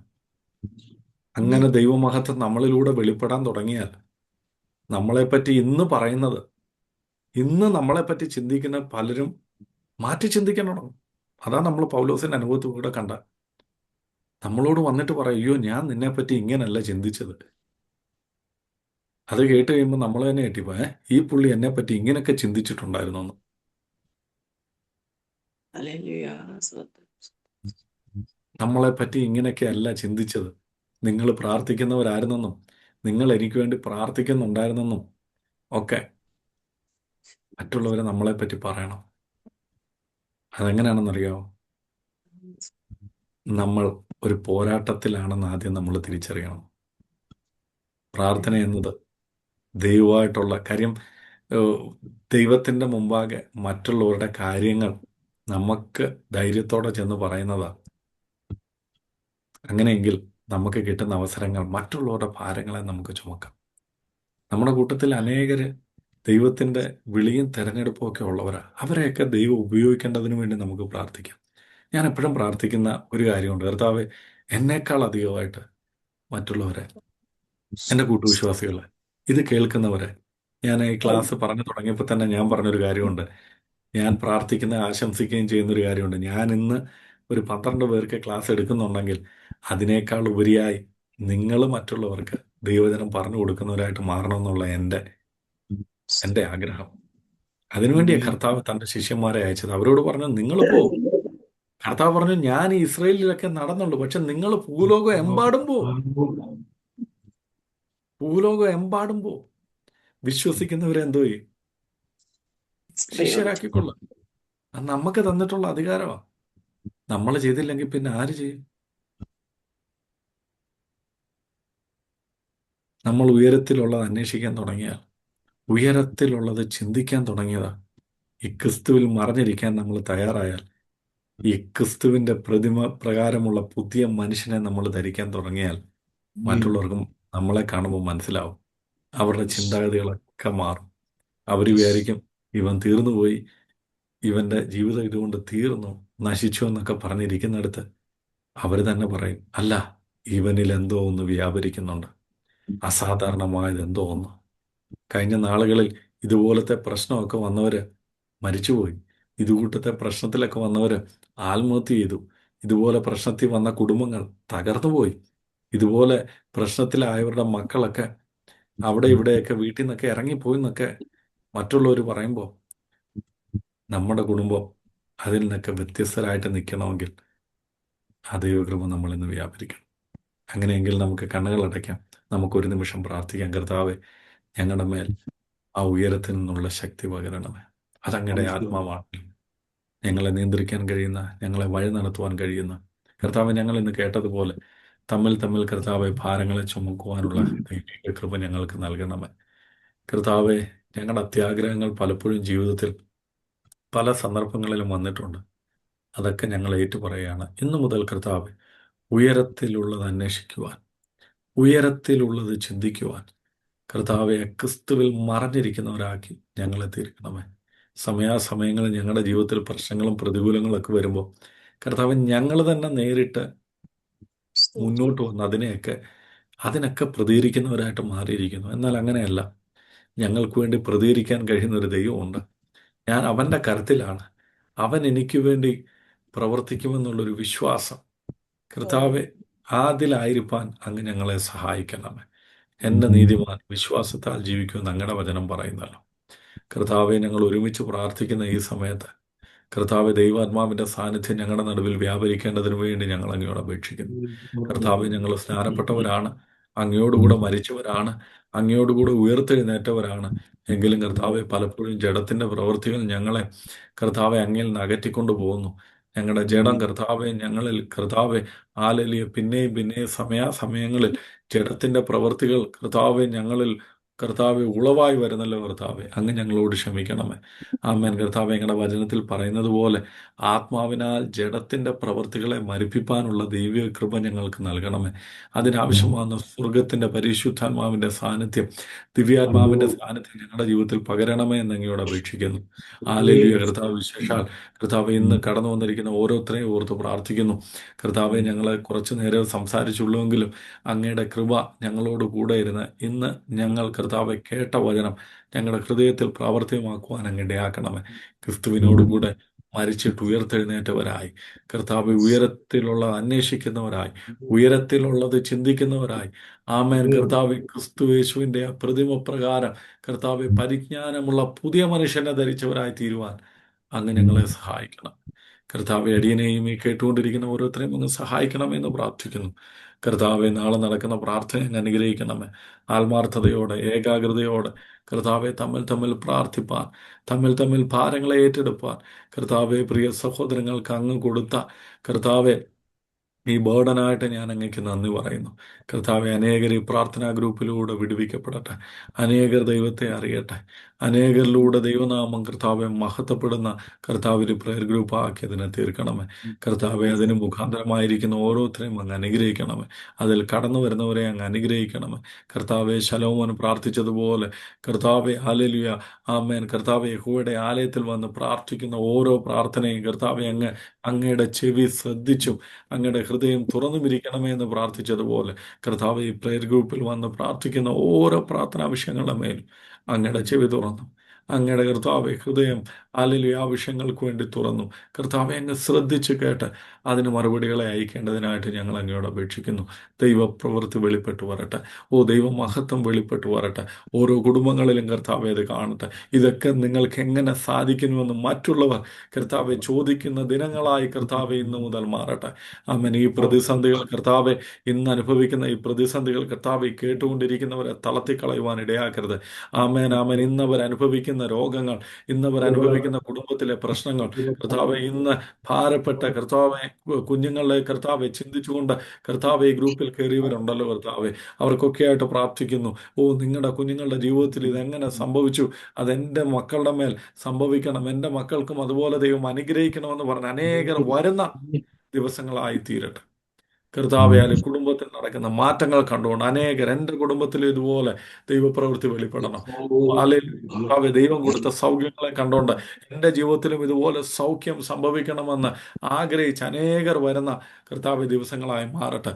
ആമേൻ. പൗലോസ് കർത്താവെ മരിച്ചു പോകുമെന്നും കർത്താവെ ഇപ്പോൾ വീർക്കുമെന്നും കർത്താവെ ആമേൻ ആമേൻ മരിച്ചു വീഴുമെന്നും ഒക്കെ ചിന്തിച്ചവരുടെ മുമ്പിൽ കർത്താവെ അവരുടെ ചിന്താഗതികളെ മാറ്റി അവരുടെ മുമ്പിൽ കർത്താവെ ആമേൻ ദൈവത്തിൻ്റെ വിളിയുള്ളവനെ, മുൻനിർണയമുള്ളവനെ നിർത്തിയ ഒരു ദൈവത്തിൻ്റെ അരത്തിലേക്കാണ് കർത്താവെ ഞങ്ങൾ ഈ വിഷയത്തെ തരുന്നത്. ഞങ്ങളുടെ മേൽ ഉള്ള മുൻനിർണയം, ഞങ്ങളെക്കുറിച്ചുള്ള അങ്ങയുടെ വിളി, ഞങ്ങളെക്കുറിച്ചുള്ള കർത്താവെ അങ്ങയുടെ വാഗ്ദത്തം കർത്താവെ അത് അനേകരെ ദൈവത്തിലേക്ക് അടുപ്പിക്കുന്നതാകട്ടെ. അനേകർക്ക് അനുഗ്രഹവും സൗഖ്യവും വിടുതലും കർത്താവെ Yes, Lord. അനേകർക്ക് അനുഗ്രഹമാക്കി അങ്ങ് തീർക്കണമേ, ഞങ്ങളെ നിർത്തണമേ എന്ന് അങ്ങയോട് അപേക്ഷിക്കുന്നു. കർത്താവെ, ഞങ്ങൾ ദിവസനതയിൽ ഈ ഒരുമിച്ച് പ്രാർത്ഥിച്ച ഈ പ്രാർത്ഥന അങ്ങ് കേട്ട് ഞങ്ങൾക്ക് മറുപടി തന്നതിനായിട്ട് സ്തോത്രം. യേശുവിന്റെ നാമത്തിൽ തന്നെ. ആമേൻ, ആമേൻ, ആമേൻ. ദൈവം എല്ലാവരെയും ധാരാളമായിട്ട് അനുഗ്രഹിക്കട്ടെ. ഒരിക്കൽ കൂടെ കടന്നു വന്ന എല്ലാവർക്കും നന്ദി അറിയിക്കുന്നു. ഇന്ന് എനിക്ക് തോന്നുന്നു കുറച്ചധികം നാളുകൾക്ക് ശേഷം തുഷാര സിസ്റ്റർ കയറി, അതുപോലെ തന്നെ മറ്റു പലരും കയറി. എല്ലാവരെയും ധാരാളമായിട്ട് അനുഗ്രഹിക്കട്ടെ. തുടർന്നുള്ള ദിവസങ്ങൾ നമുക്ക് അനുഗ്രഹിക്കപ്പെടാം. അടുത്ത ആഴ്ച തൊട്ട് സ്ട്രിക്റ്റ്ലി നമ്മൾ ഉൽപ്പത്തി പുസ്തകത്തിലേക്ക് മടങ്ങി വരണമെന്ന് ഞാൻ ആഗ്രഹിക്കുന്നു. സോറി, ഇന്ന് ഞാൻ ചോദിക്കാൻ പറഞ്ഞു, എന്തെങ്കിലും ഡൗട്ടോ ക്വസ്റ്റ്യനോ ഉണ്ടോ നമ്മൾ ഈ പറഞ്ഞതിനെ പറ്റി, കേട്ടതിനെ പറ്റി എന്തെങ്കിലും ഉണ്ടെങ്കിൽ പെട്ടെന്ന് നമുക്കൊരു 2-3 മിനിറ്റ് അതിനു വേണ്ടി സ്പെൻഡ് ചെയ്യാം. കേട്ട വിഷയങ്ങളൊക്കെ എല്ലാവർക്കും മനസ്സിലായല്ലോ? മനസ്സിലായി. മനസ്സിലായി. ഓക്കെ, എന്തെങ്കിലും ഉണ്ടെങ്കിൽ ദയവായിട്ട് ചോദിക്കുക. കാര്യം ഇന്നത്തെ സംഭവം ഞാനൊരു പ്രിപ്പയർ ചെയ്ത ക്ലാസ് അല്ല. ഞാനത് കേട്ടുകൊണ്ടിരുന്നപ്പോൾ ദൈവാത്മാവ് എൻ്റെ മനസ്സിലേക്ക് വന്ന 1-2 കാര്യങ്ങൾ ഞാനൊന്ന് ഷെയർ ചെയ്തേ ഉള്ളൂ. അടുത്ത ആഴ്ച നമുക്ക് ഉൽപ്പത്തി പുസ്തകത്തിലേക്ക് മടങ്ങി വരാം. എനിക്ക് തോന്നുന്നു ഉൽപ്പത്തി പുസ്തകം നമ്മൾ ഹവ്വായുടെ കാര്യമാണ് പറഞ്ഞുകൊണ്ടിരുന്നതെന്ന് തോന്നുന്നല്ലേ? അതെ, 1-ന്റെ 3-ാം അധ്യായം. അപ്പോൾ അടുത്ത ആഴ്ച നമുക്ക് 3-ാം അധ്യായത്തിലേക്ക് കടന്നു വരാം. എല്ലാവരെയും ദൈവം ധാരാളമായിട്ട് അനുഗ്രഹിക്കട്ടെ.